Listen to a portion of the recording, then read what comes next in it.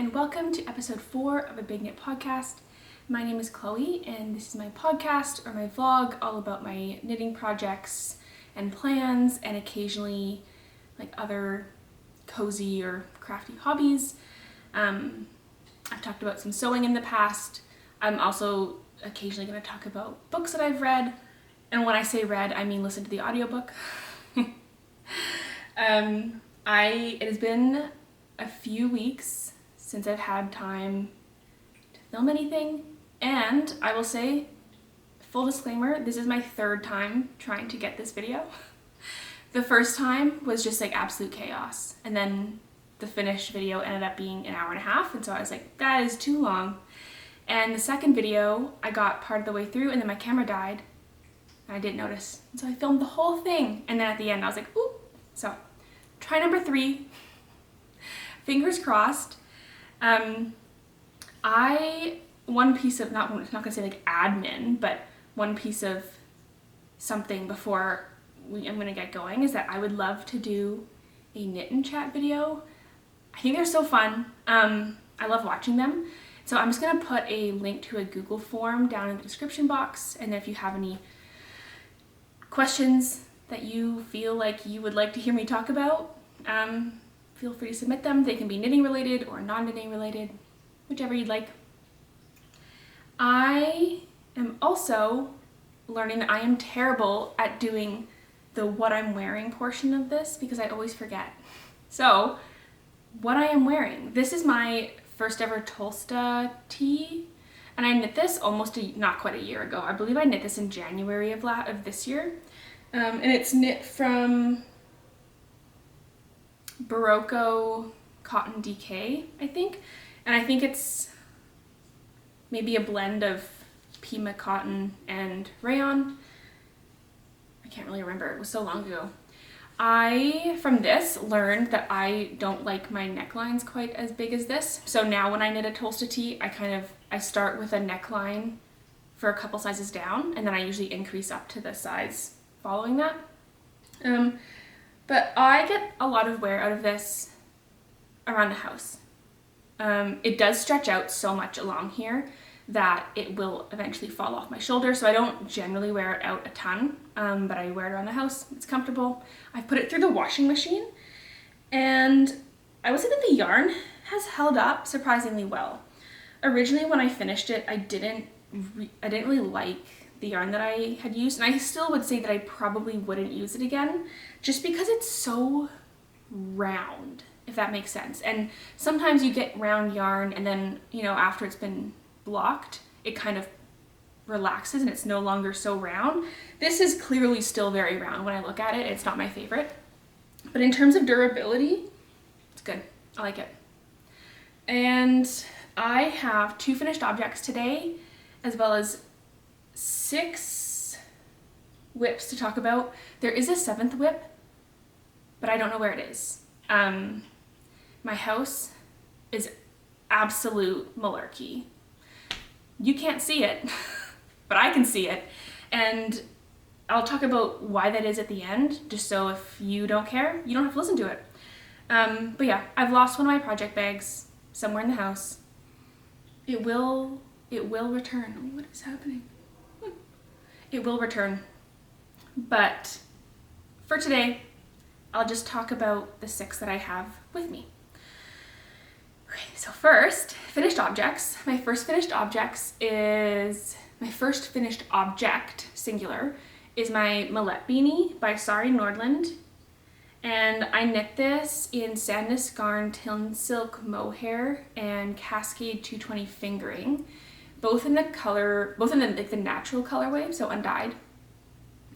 And I use 3.75 millimeter needles, which is quite a lot larger than the pattern recommends. I believe she recommends 3 millimeter needles, and that's what I started on. And then it was way too tight, which is interesting. I find with Sari's pattern, like, how sometimes certain designers are like, I always need to use 2 sizes bigger to get gauge. With Sari's pattern, I have never, there's no pattern to what my gauge will be. This I needed to size up I needed to size up a decent amount, right? Because then that's, then there's 3.25, 3.5, 3.75. So I up 3 sizes. I made the collet top, and that I had to size up like 0.25 millimeters.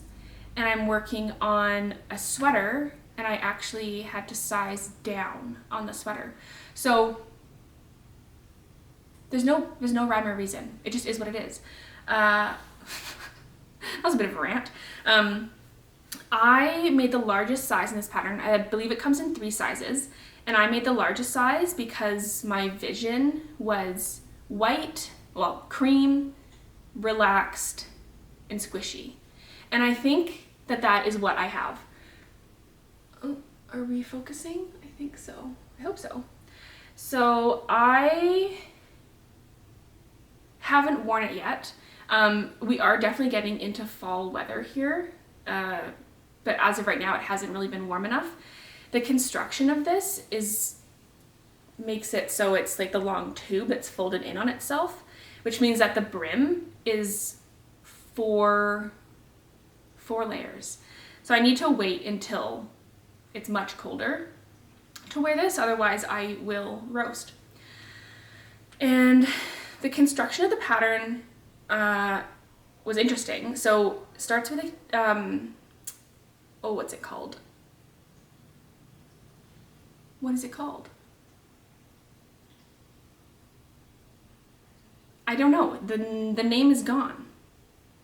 Anyway, it starts off with the temporary cast on that you do, and then you do the ribbing, then you do stockinette and decrease for the crown. Provisional cast on. You start with a provisional cast on. And then when you're done finishing the crown on the one side, then you pick up the provisional cast on, do the stockinette, decrease for the crown. And there are a set of decreases that you have to do at a part in the pattern that's not related to the crown, and I did it on like when I first started, like after the first ribbing, and then when I picked up the provisional cast on, I completely forgot. But it really doesn't matter. At first I was like, oh my gosh, but no, it's fine. Yeah, I can't report really on it, but I think it's gonna be exactly what I want. It's gonna be so warm. And I think I did such a good job. I think I can't get too close to my camera. Such a good job with the decreases. Sometimes my decreases are quite messy, and I prefer increasing. But for this, they look really good. The other thing that I liked about this is, so I've made a muscle burra hat before, and with that one, it's like you start at the crown and you do the increases, and then you knit the tube, and then you do the decreases. But my decrease side and my increase side don't look the same. And I know in reality it doesn't actually matter because one side is folded in on itself, so you could just pick the side that you liked more. But I like the fact that this is symmetrical, which is kind of silly, but I do. And in terms of the yarn, I've never used either of them before. And the mohair has wool content. And so originally when I was knitting it, I was kind of like getting like a little bit of prickle, which I don't normally get when I use mohair, especially with commercial mohairs. I've never had an issue with them. And this one I was like, oh, I don't know. And I kept like, holding it up. And I do feel a little bit of prickle, but it doesn't bother me, if that makes sense. Like I can feel that it's not as soft as, let's say, knitting for olive mohair, but I'm not like, I can't wear it. And I have put it on. I'm not gonna do it right now because my hair's up, but I have put it on and I don't really get any issues on my forehead either. So I think it'll be okay. I have a vision. I have more of this yarn that I ordered, and I want to make one of those shrugs. Not like a shrug, not like one of like a slip-on shrug, but it's essentially like a sweater with arms that just kind of cuts off like this. Usually like it's in like this. And I want one of those to wear over top of my dresses. And I think that would be the cutest like early winter set. It's like a fluffy little white toque and a fluffy little white shoulder shrug over top of my dresses. I have the yarn for it. I'm really excited to make it. Like I said, I have 7 whips, one of which is missing. So I don't know when I'm going to get to that. And by the time I do get to that, it might no longer be shrug and toque season. So stay tuned. My next finished object, I finished a while ago. I finished for I think pretty soon after my last episode. And it's my Hibernal socks by Summer Lee. I made the size large, and I knit this in Regia Premium Merino Yak sock on a 2.5 millimeter needle. So it's a non-superwash, and I really like the feel of the non-superwash on my foot. I have worn them a lot, and so they're not looking quite as fresh as one would like, but I think it also is good because you can see here on the heel that it looks like little pills of dark brown. And what I've learned is that is the yak, because the yak is darker than the merino. And I don't know why it pills in such a way that it's only the yak fiber. My guess, and I would have to fact check, so don't go repeating this to anybody, but my guess would be that the yak fiber staple length is shorter than the merino staple length, and so it just kind of gets sucked out more easily. That's how it works, right? Shorter staple length. Anyway, so it means that because this is an area of high friction along the heel, all these yak fibers are getting pulled out. And it's not the most aesthetically pleasing, but also I don't really care. So would I want to use this for a sweater where under my arms I'm gonna get probably that? No, but these are I wear them in my boots.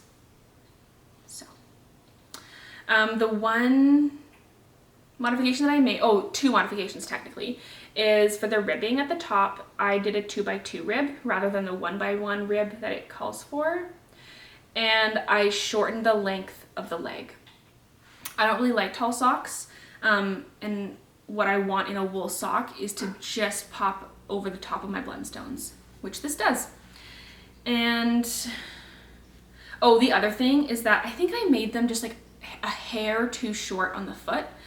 This is only my 3rd pair of socks, and so I'm still kind of learning what it is that my foot wants in a sock. And so yeah, I think it's just a hair, just a little bit too short. It kind of means that here on the heel, where the heel turn is, kind of gets pulled under a little, and it doesn't impact the comfort. It's just kind of annoying because I know it's happening, if that makes sense. So I think next time, I will measure, let's say from the foot of the heel to where I start my toe decreases, and I'll say, okay, next time I make a pair of socks, I'm just gonna knit an extra centimeter or an extra half a centimeter, and then I think it'll be fine. Yeah, I've been wearing them a lot. I would highly recommend the pattern. I loved doing the faux cables, and I found that it went quite quickly, especially after I finished the gusset decreases. For some reason, I always think that once I'm finished the heel, it's just going to take forever to get down the foot, and that's actually not the case. Okay, moving on to whips. Like I said, I have 7 of them. One of them is missing. In future episodes, I'm probably not going to talk about all of them because there's a lot. I'm only going to really talk about the ones that I've worked on. The one that I'm missing is my kip sweater, which is a test knit that I was doing for Rebecca Clow from the Creabea, and the pattern was released. I didn't finish the test knit. I have finished every single test knit I've ever done except for this one, and I am going to finish it in the future. I just couldn't finish it this time, just due to crazy life situation that I will get in at the end, but essentially we're moving, so my life is crazy. And there was other people who didn't finish also. There's actually quite a few. I think just because the stitch, the row gauge is so dense, it just requires so much more knitting than a regular sweater. And So it just took longer to get through it. I just didn't have enough knitting time to actually get through it. So I won't talk about that at the moment. I will wait until I can find it, and then next time I will talk about it. My next whip is the Aoide sweater from Sari Nordlund, and this is also in her book Softly Timeless Knits, which I think I said, but that is where the Melete beanie is from. I'll hold it to you. I'll hold it upside down. So I've started, and okay, this is the finished back panel. Oh, it's so nice. It's so nice. It looks so good. I love it. The next step that I need to do is to pick up along the shoulders, and I just haven't had the time to do that. And I always find that like the knitting part is fine, but once I get to a part where I have to stop and go get another cable and get my little cable stoppers so I can use my needles to pick up, it just takes me a long time to like get over that hurdle, even though in reality, if I went and did that and I picked up, let's say, both shoulders worth of stitches, maybe half an hour. So I do need to do that, and I have loved working on this. So it's got the cable pattern in the middle, and then on both sides it has the moss stitch. I think it's moss stitch. Double moss stitch maybe? It's a set of 2. So it's like as you go across the row, like it's 2 rows of knit and then it switches. That's not a very good description. I think that's double moss stitch. But yeah, so far I've been really enjoying working on this. It is not as labor intensive as it looks. Like I do have to check the chart every row, but the cables are only 1x1 or 2x2, and so it's like I find 1x1 and 2x2 cables like quite fast. Part of that is because I don't use a cable needle, and I think that if you are wanting to try to not use a cable needle, this would be a great sweater to try, or probably another one of Sari's patterns as well. The yarn that I'm using, oh, this one's so tiny. The yarn that I'm using is Quince & Co. That's actually not that much bigger. Quince & Co. Lark in the color Gingerbread. And I have all of my yarn now. There was some yarn shenanigans trying to get all one dye lot, but I have it. It's perfect. I love it. I am essentially preparing to make this sweater and this color my entire personality. And I just need to finish it. Well, finish it. I've barely started. I need to pick up for the shoulders. But overall, I've really enjoyed working on it. I think sometimes there's this misconception that a cable sweater is exhausting. And it does, obviously it takes more work than a stockinette pattern, but I don't, it's fun. So maybe it has to do with more if you're a product knitter or a process knitter. I think I'm more of a process knitter, and so I'm having a good time. If you're a product knitter, you might be like, make it stop, I just want the finished product. Okay. My next one is the whip that I've made the most progress on. So that's the yarn, not the project. I am working on the Calm Down Cardigan by Lily Kate France, and I have made a lot of progress. I'm done the body, I just need to bind off. And I haven't had time to do that yet. So, yeah, there we go. So, of course it's impossible to show. So one cool thing about this pattern is it has this ribbing saddle shoulder along both the shoulders, and then along the armhole. I hope it comes out. I hope you can see. It is a dark yarn, so it might not show up. But on this side here, there's ribbing, I think it's a 6-stitch repeat. It's knit one, purl one times 3 down the entirety of the armhole, and then it carries down the side of the cardigan. And I think that is like kind of a fun detail. I liked it. It also just like made it a little bit more engaging to knit the cardigan because it's so many stitches and you're knitting flat. So here, I'll show you from the bottom so you can see. It is quite oversized, and there we go. I am using Sheep's Soft DK by Laxton's in the color Leyburn, which is this like heathered gray. And I had 5 skeins of this, which I thought was enough. And then I was looking at the project requirements, and it needed like a lot more yarn than I thought it would. I think it, like for the size that I'm making size 5, and I think that the yarn requirements is around 1,800 meters, which feels like a lot more than I would normally need. So I did have to order 2 more skeins, and I was worried about dye lot because I bought these a long time ago.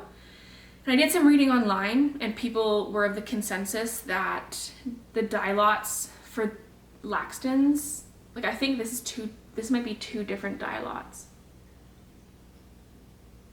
Oh, maybe it's not showing up as similarly as they are in real life, but I think that's to do with the lighting. Yeah, it is. Sorry. So the consensus was that the dye lots are quite similar. So I just ordered 2 and they are identical. I have used both now in this, and I cannot tell where one starts and where one ends, which is awesome. But so I've only just recently started, hang on, these are all taken. So I've only just started with this one as part of the ribbing on the bottom. So I haven't used very much of this skein. This is a full skein, and then I have 3 more. And I know that a double knit button band takes a decent amount of yarn, but I actually don't know that it was necessary for me to buy 2 more skeins. And so now I'm kind of like, oh, I still have to knit the sleeves and the button band. But I just think I have a lot of yarn for the amount of knitting that I have left. So if I end up with 2 extra skeins of yarn, I'm gonna be kind of annoyed. But that's just mostly a me problem. And I probably could have waited to buy more yarn to see if I actually needed it, but it said so in the pattern. Watch me come back in, whatever next episode and be like, I actually needed all of it. Oh, I was realizing that when I had talked about this pattern in my fall knitting plans, I said that I was going to add pockets. And I completely forgot that I wanted to do that. I wish I had, but I didn't. So I had wanted to add pockets like here on the body, not necessarily like to use them, but for the aesthetic of having pockets. And I'm kind of sad that I didn't. And I think it's too late now. Like, I guess I could knit a little square and sew it on. So maybe I could try doing that if, like, when I get to the end, I could, like, knit a little square and put it on it and be like, yay or nay. But what I had wanted to do was, like, an inset pocket. So I'm kind of sad that I didn't. But I just completely forgot. Let's see, what's next? Okay. So I am knitting the Porcelain sweater by Lene, which I will be the first to admit, not particularly size inclusive. I bought this pattern and the yarn to go with it like a long time ago. I started knitting 2 years ago, and I bought the stuff for this pattern very shortly after I started knitting. So I think it was probably like March of last year. And I was so early on in knitting that I didn't even really realize that like patterns weren't designed to fit everybody.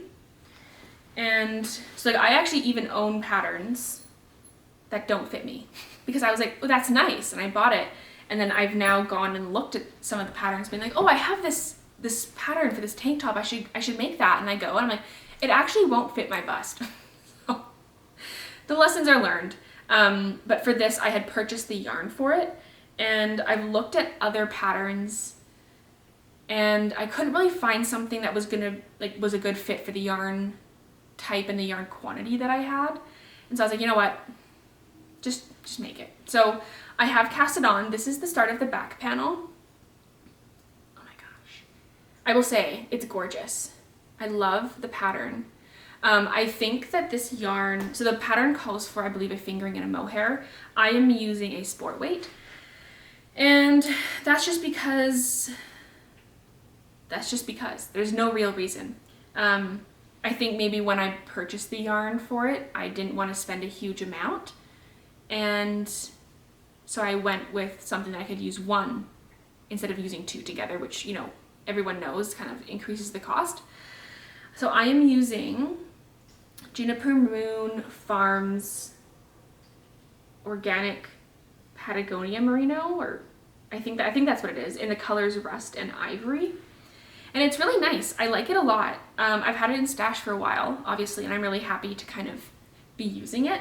I could totally see myself using it again in the future. I think that this sweater is knit at a bit of a looser gauge. I think it's supposed to be, oh, actually I have the pattern right here, I can just check. I think it's 24 stitches. You know what, I think it's gonna, not there. Oh, 21 stitches. I might be not on gauge. So yeah, 21 stitches I think is like a little bit big for what this yarn is, but I also think that when I block it, it will plump up. And I am doing the color work section on a half a millimeter size bigger. So I'm on the regular like plain stockinette, I'm using 4.5, and then I'm using 5 millimeters for the color work. And it's going well. Although now I think I'm almost definitely off gauge, so I might have to check again. I am making the largest size, which corresponds to a bust circumference of 143 centimeters. And the pattern recommends about, I think, 15 to 20 centimeters of positive ease, which means that like my bust size is kind of like between 120 and 125, just depends. And which means that I'm kind of like at the top end of what this pattern is designed for, which is not ideal. Yeah, it is what it is. My next one is also color work.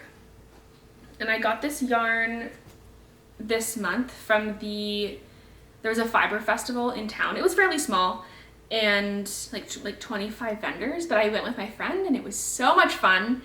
And I told myself, I was like, no garment quantities, because I have so many garment quantities of yarn. But I was like, if you're gonna get something, it has to be something that you can name what it is that you're gonna make.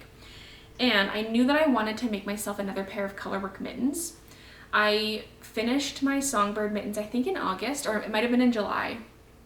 And I'm actually gonna give them to my friend to give to her mom for Christmas. Well, she's gonna buy them from me, but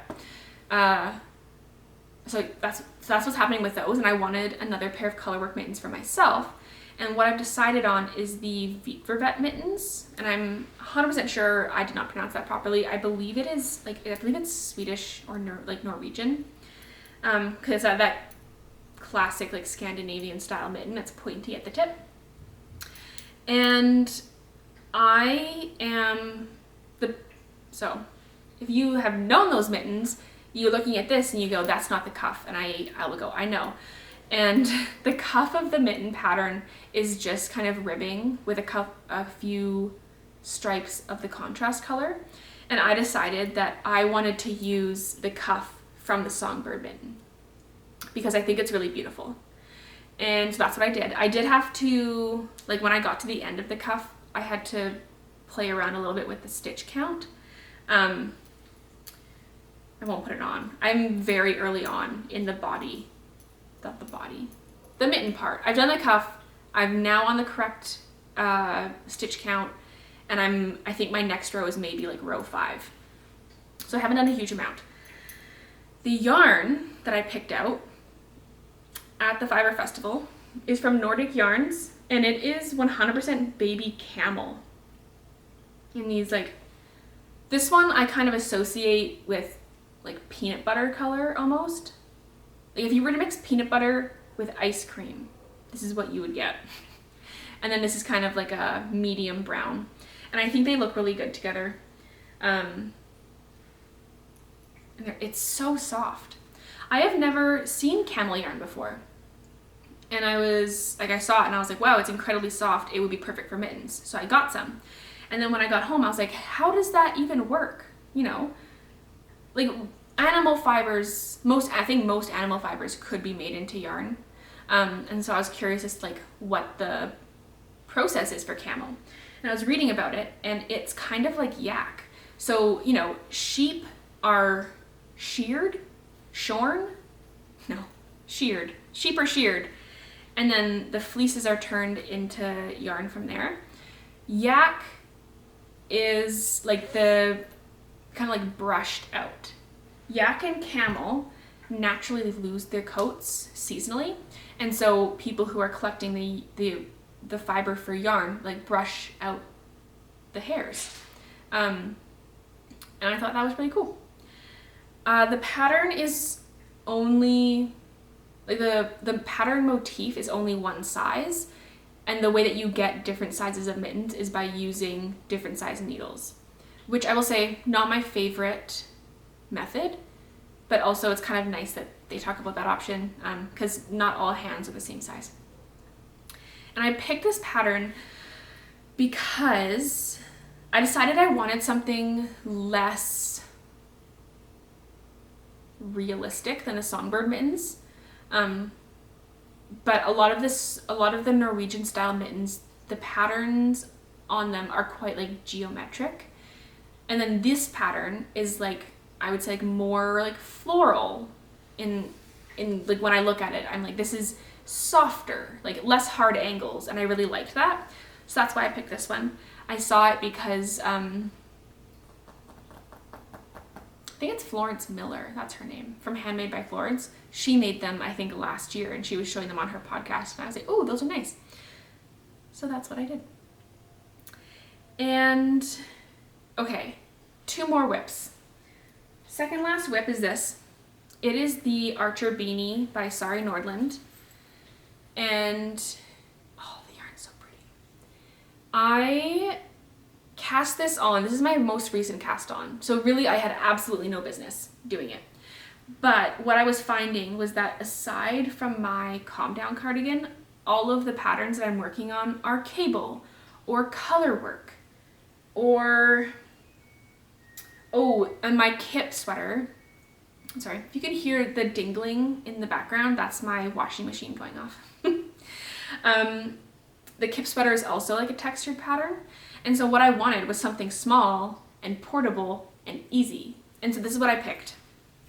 I picked it because I've seen it a few times and I like the ribbing. So it's a 3x2 rib. There we go. And the other thing that I really like about it is increases are, so you start at the crown and increases are made from the crown, and it's done this way.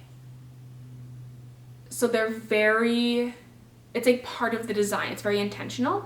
And there's 5 points of increase along the toque. And I just think it's really cool. And also, like when it's done and you're wearing it, it kind of like, it's kind of silly, but it's like a little bit pointy. And I don't know.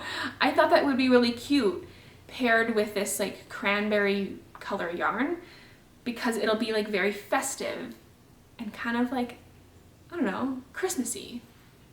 So that's why I picked it. I realize now that I have 3 Sari Nordlund patterns on the go, which is interesting because I've only recently started making her stuff. But yes, I'm excited. I'm going away tomorrow night for the weekend, and I think I'm gonna bring this. So maybe I should bring, doesn't matter. I will probably bring this though, because it's nice and easy. The yarn that I'm using, I also got at the Fiber Festival, and it is Zealana, which is, the brand is called Zealana, which is from New Zealand, and it is a blend of possum and merino. It is exceptionally soft.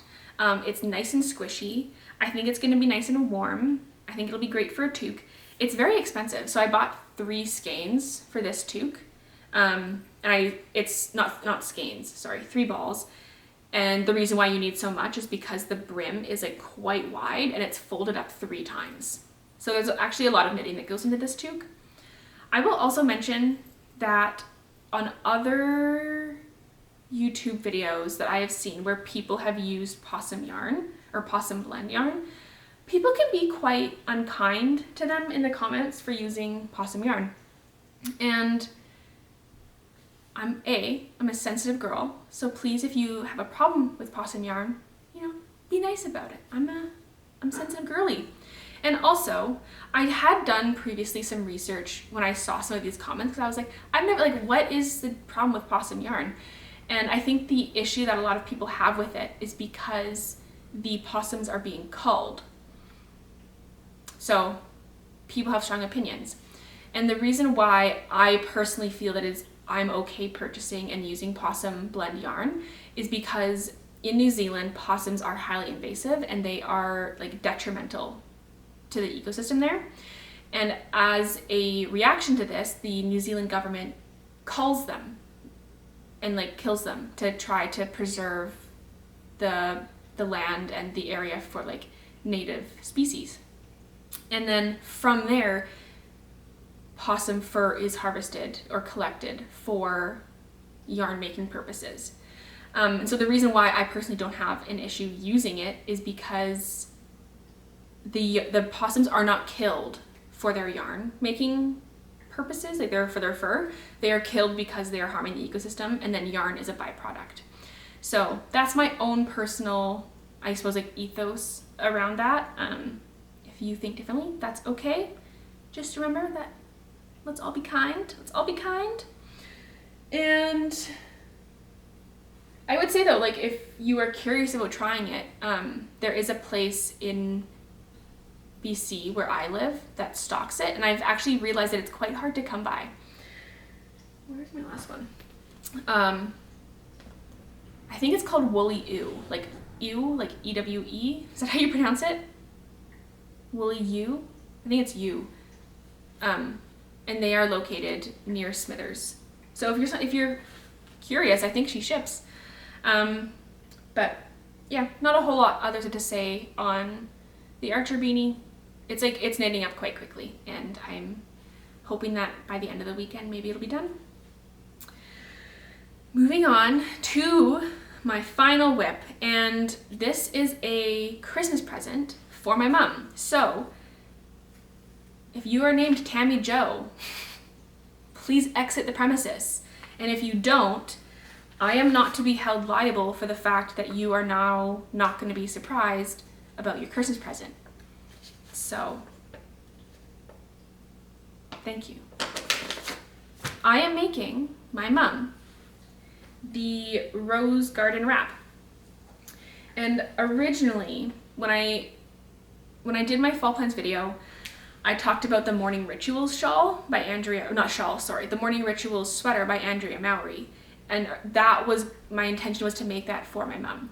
I've now realized that just like with how insane life is, and I'm also in school and working, I don't have time to commit to finishing a full garment before Christmas. So I decided that I still wanted to make her something. And the other thing is that I, in the past, crocheted my mom, a sweater. And it was never intended to be like a sweater that you wear out in public. It was supposed to be just kind of like a house coaty, like shrug on. Anyway, it was absolutely massive. And they still make fun of me. My mom and my stepdad make fun of me. for the cardigan that I made her. And so I'm a little bit traumatized about garments for other people where I can't measure them. And so I figured a wrap was a much safer option. And then also with this, it doesn't really matter if I'm on gauge or not. So that is kind of like one other thing that I was like, oh, it doesn't even matter. I, for this, am using Laxton's Sheepsoft DK in the color Aesgarth and that Yarn Habit Cloud Suri in the color Smoke. And I also got this from the recent Fiber Festival because originally I was planning on holding this with a mohair, knitting for Olive mohair in the color Plum Rose. And my hope was that kind of like the gray blue mixed with it was kind of like a rose gold color would have like a really nice marl effect to it and kind of end up a little bit purpley. That is not what happened. And I knit a little bit and I was looking at it and I didn't really like it. And I asked so many people and I was like, what do you think? What do you think of it? And they were like, I think it looks nice. And I was like, I don't know.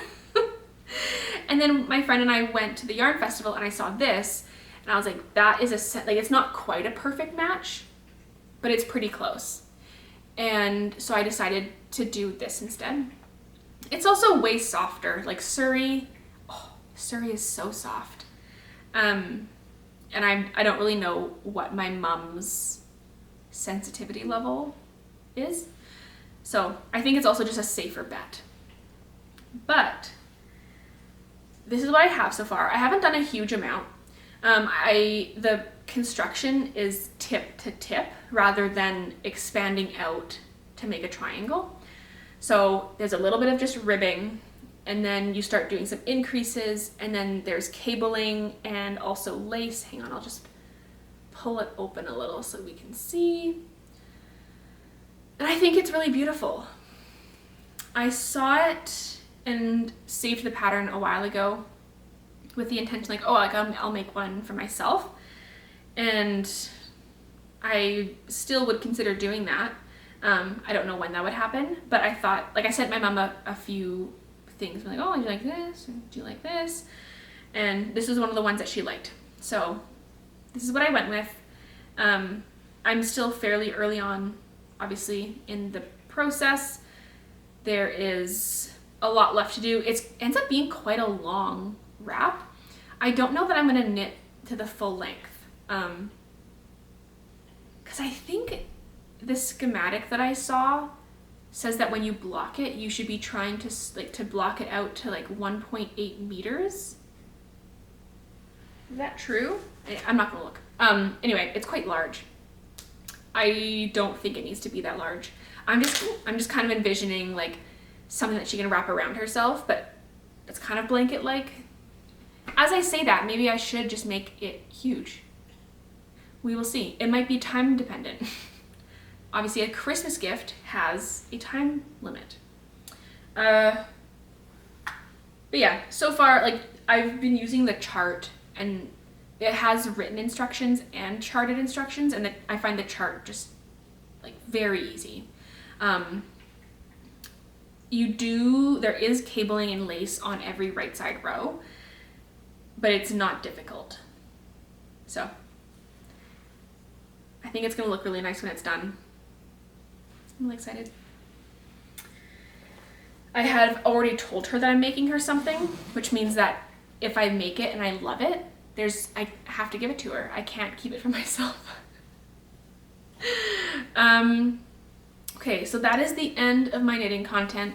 I do have a finished sewing object that I wanted to talk about. However, I wore it a lot, and true to form, I've stained it. I dribbled food on the boobs, so I am currently treating it with stain remover and I'm gonna have to wash it out. So next time, hopefully I'll be able to talk about that. It's really nice. I'm so excited. I've been wearing it nonstop. And yeah. In terms of reading, I've been listening to a lot of audiobooks just because like I used to read like a lot on my Kindle or even like rent from the library.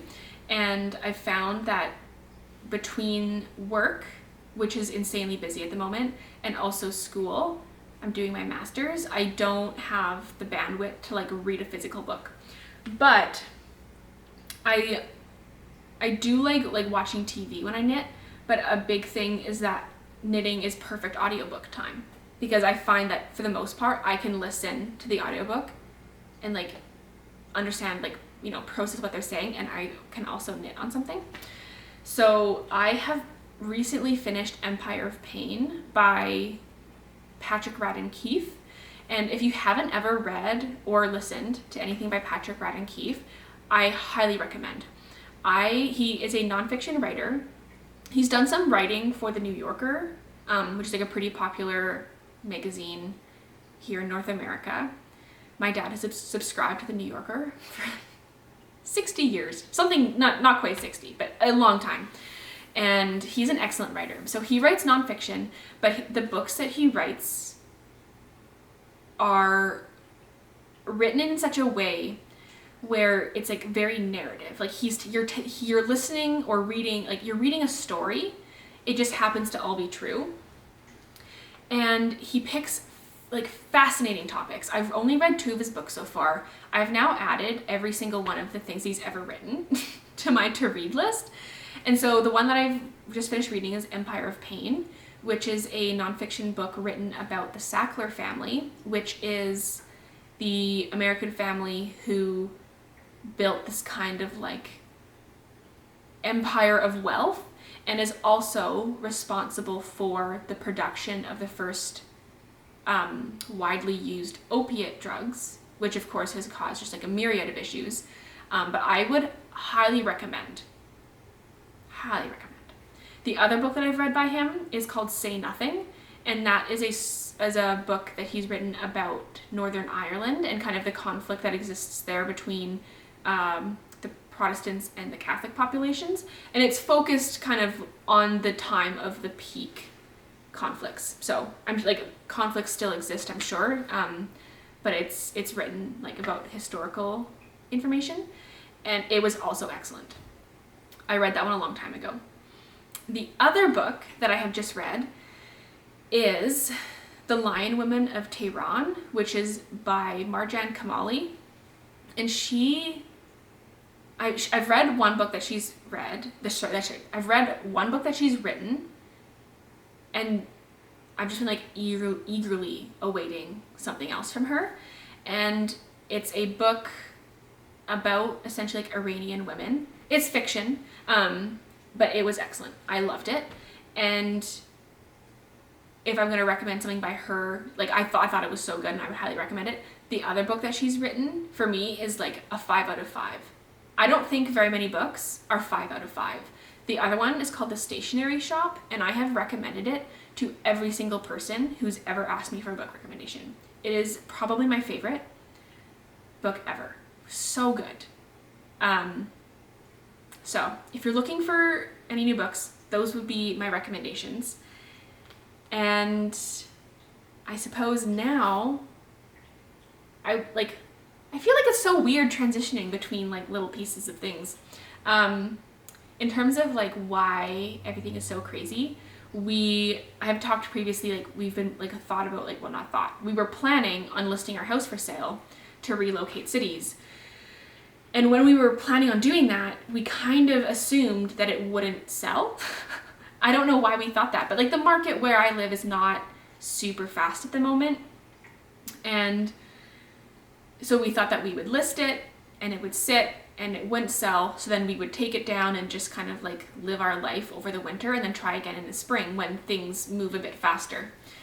And that is not what happened. So we listed it. It sold in 4 days. And then we had to go on a very impromptu trip down to the place that we are moving to find somewhere new to live. So that was crazy. And also, like on top of that, like work for me, bonkers, absolutely bonkers. And school has started. So it's just like a lot. It's a lot of crazy. And I'm looking at my house, which is this way, and it's chaos. like my partner and I are like, we're fairly tidy. Things are usually kept quite clean. And this looks like we've sold a lot of furniture because we are downsizing to a much smaller condo. Our house right now is 2,200 square feet, which is enormous. The condo that we're moving into in the finished square footage of the condo is 770 square feet. So we are having to downsize a huge amount of furniture, which means that as we've been doing that, there's no place to put anything. So there's just things everywhere. There's things everywhere. It's crazy. But yeah, that's part of the reason why, that's actually entirely the reason why I haven't posted in so long. Originally I was like, oh, like every 2 weeks, that's kind of like the rhythm that I would like to have, I think, which is manageable to me. And once we move, I think once every 2 weeks is gonna be manageable for me. Right now, I've been struggling to find a quiet hour with no one in the house to sit down and talk about knitting. So, that is everything. Thank you for joining me. I'm sure there are parts that you'll be sitting there being like, what is she talking about? That's okay. I've just got like piles of stuff right here that are knitting related. That's all right. Yeah, okay, thanks for coming. I will hopefully in 2 or 3 weeks have another one, but we move in a month. So it might wait until the end.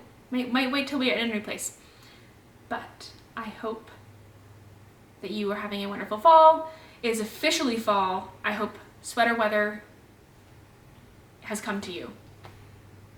Okay, Chloe, stop talking. Bye.